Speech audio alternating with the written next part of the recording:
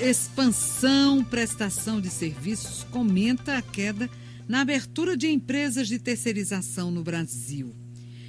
Quando um contrato é cancelado, normalmente esses funcionários que estavam inseridos nesse acordo lá, nessa empresa terceirizada, eles perdem o emprego. Portanto, na crise, onde muitas companhias sofreram com isso e algumas até mesmo fecharam as portas, encerraram atividades, acabou refletindo diretamente nas empresas de terceirização contratadas. E é sobre este assunto que a gente vai falar agora. Sabe por quê? Porque esse mercado movimenta a bagatela, sabe de quanto, meus amigos? 15 bilhões de reais por ano. Mas vamos receber aqui gente que entende muito mais desse assunto do que eu. É o diretor dessa empresa, Expansão, ou é uma ONG, não sei, vou tirar a dúvida com ele agora. Expansão Prestação de Serviços. Senhor Leonardo Silva Leandro, boa tarde. Boa tarde, Júlio. Boa tarde, ouvintes da Rádio Nacional. A Expansão. Aqui com vocês. Obrigada pela presença. A Expansão é uma empresa de consultoria, é o quê? É uma ONG? A Expansão Prestação de Serviços é uma empresa de terceirização também, desse segmento, né? Que justamente sofreu, né? A gente é uma empresa dedicada nesse segmento. Ah, sim. E aí vocês estão acompanhando toda essa movimentação. Como é que está esse mercado da terceirização? Aqui no Brasil ainda floresce, está meio parado, está em decadência? Como é que está?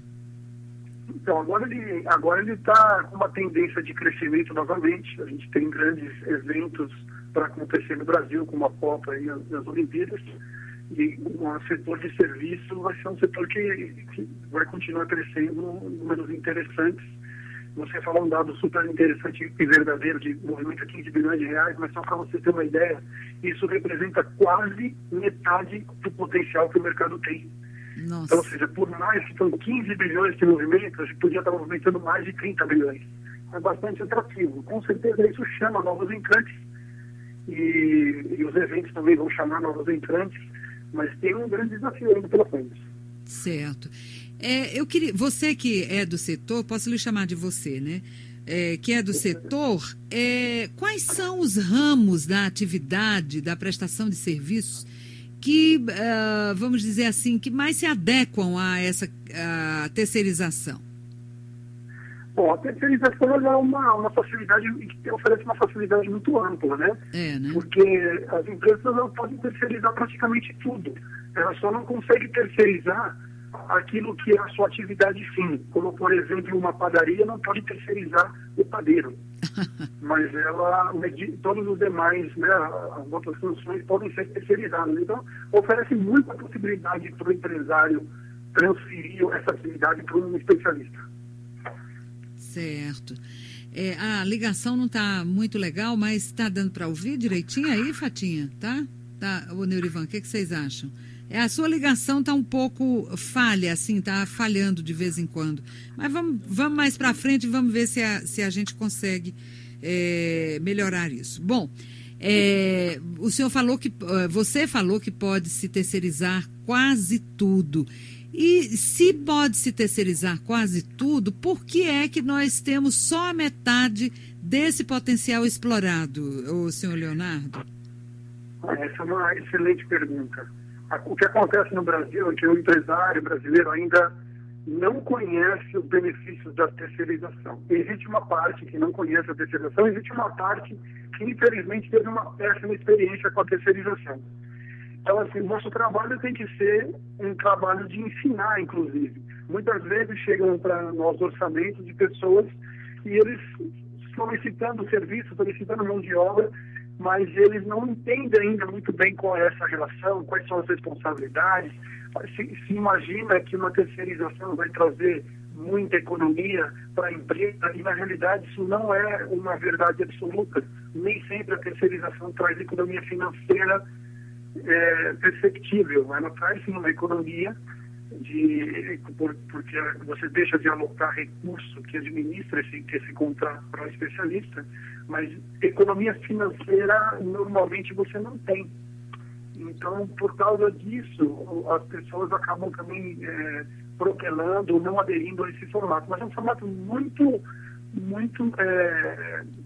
de muita capacidade, é um formato que oferece muita tranquilidade para as empresas. Então, deveria sim haver uma mobilização maior dos nossos empresários brasileiros para mudar para isso.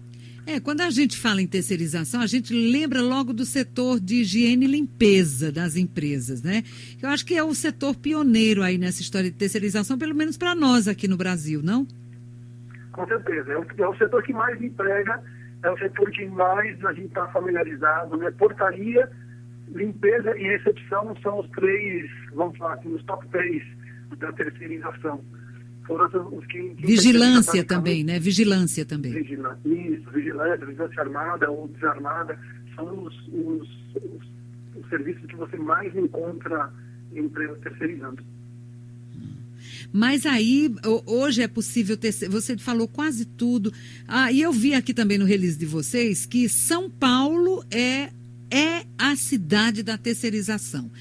Do sudoeste, das regiões brasileiras, é onde tem a maior concentração de terceirizações, exatamente porque é o gigante, né, que tem aí o maior número é o estado que tem, eu imagino, o maior número de empresas operantes no país, não? Seria por isso? Com certeza. Aqui tem a maior quantidade também de empresas de terceirização. Aqui você encontra também as maiores empresas do país, nacionais e multinacionais, o que acaba importando também essa cultura da terceirização, o outsourcing, como se diz lá fora, né? Mas o grande mercado brasileiro ainda está no Sudeste. São Paulo, Rio, Paraná, Santa Catarina e Rio Grande do Sul ainda estão mais fortes com relação ao resto do país. Nos demais localidades, os grandes clientes, basicamente, são setores públicos, né? Setores públicos que utilizam muito esse tipo de serviço. Leonardo, eu vou dar aqui um exemplo bem prático.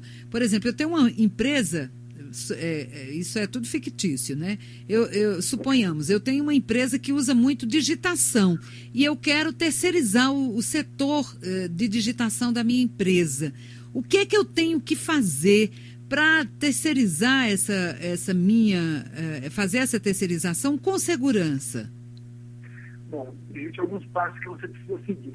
O primeiro deles é fazer uma pesquisa no mercado, encontrar 3 ou 4 empresas sólidas que oferecem esse tipo de serviço, pedir, claro, um orçamento, fazer uma concorrência entre elas, mas antes de contratar, precisa solicitar e checar a condição dessa empresa. Se ela é uma empresa que está cadastrada nos órgãos competentes que regulam, se ela é uma empresa que segue a sua convenção coletiva, se os funcionários são registrados e todos os seus encargos e benefícios têm sido recolhidos regularmente, e estabelecer um contrato muito claro de expectativas, né, para que não tenha frustração lá na frente.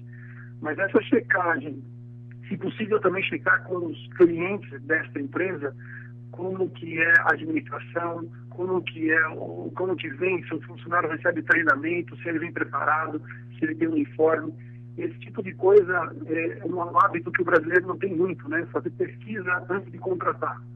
Mas precisa ser adquirido, porque você pode estar contratando e entrando num risco muito grande. Certo.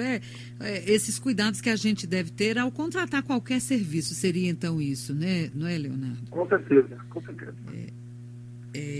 Agora, no caso da pessoa que vai começar, ela tem que começar por onde, Leonardo? Olha, a pessoa que vai começar, o empresário, você disse? Que vai começar, que quer colocar uma empresa de terceirização no mercado. Ela tem que ela tem que seguir os mesmos passos de qualquer outra empresa? Sem dúvida nenhuma. Como qualquer empreendedor, né? O empreendedor não pode se aventurar no mercado que ele não conhece.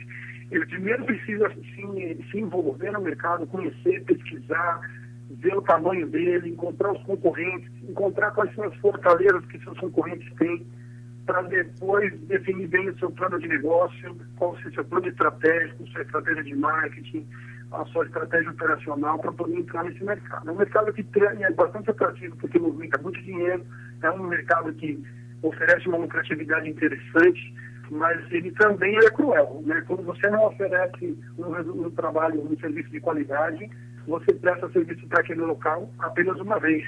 E ninguém sobrevive prestando serviço só uma vez. Então você precisa muito pesquisar o mercado, precisa estar atento com as tecnologias, as ferramentas, é um mercado dinâmico na questão química também, sempre está entrando produto novo, equipamento novo que facilita o trabalho, e você precisa estar conhecendo para poder oferecer não só qualidade, mas principalmente uma facilidade de execução para o seu funcionário, porque hoje não existe mais aquele caso do funcionário ficar de joelho no chão se matando para tirar uma mancha. Você tem produto e equipamento para isso, né? E isso facilita e agiliza o trabalho também.